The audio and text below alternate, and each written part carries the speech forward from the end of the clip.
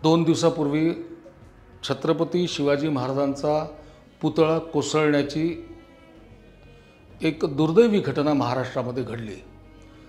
या घटनेचं सगळ्यांना दुःख झालेलं आहे। काही अंशी संताप येणंही स्वाभाविक आहे, पण पुतळा पडल्यानंतर जे राजकारण त्यावरून सुरू झालेलं आहे त्यात शिवाजी महाराजांचा पुतळा कोसळण्याचं दुःख कमी आणि दुसऱ्यांना बदनाम करण्याचं सुख जास्त, एक असुरी आनंद असल्यासारख्या प्रतिक्रिया या महाविकास आघाडीच्या नेत्यांकडून यायला लागलेल्या आहेत। संजय राऊत वाचाळवीर म्हणून प्रसिद्ध आहेत। रोज सकाळी 9चा भोंगा संजय राऊतांचा आता महाराष्ट्राला नव्हे तर देशाला परिचित झालेला आहे। अशावेळी त्यांची लेखणी फार जोरात चालते।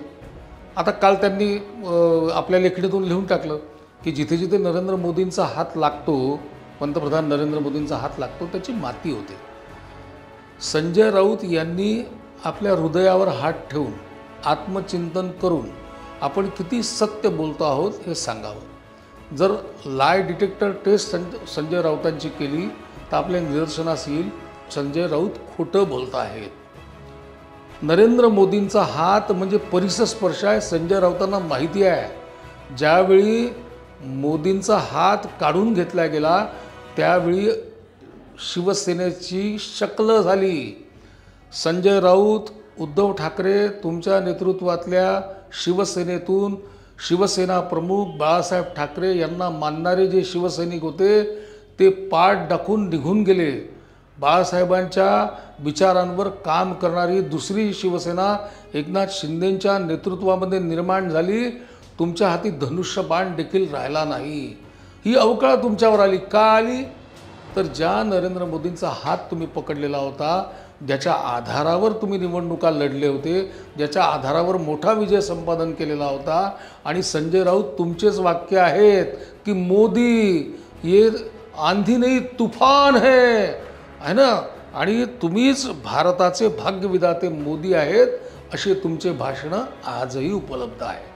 त्याच्यामुळे तुमची अवस्था काय झाली तर तुम्हाला ज्या शिवसेना प्रमुखांनी हिंदू हृदय सम्राट बाळासाहेब ठाकरे यांनी सांगितलं होतं की काँग्रेस सोबत युती करण्याचा, काँग्रेससोबत मैत्री करण्याचा दिवस जर माझ्या शिवसेनेवर आला तर त्या दिवशी माझं शिवसेना नावाचं दुकान मी बंद करून टाकेल।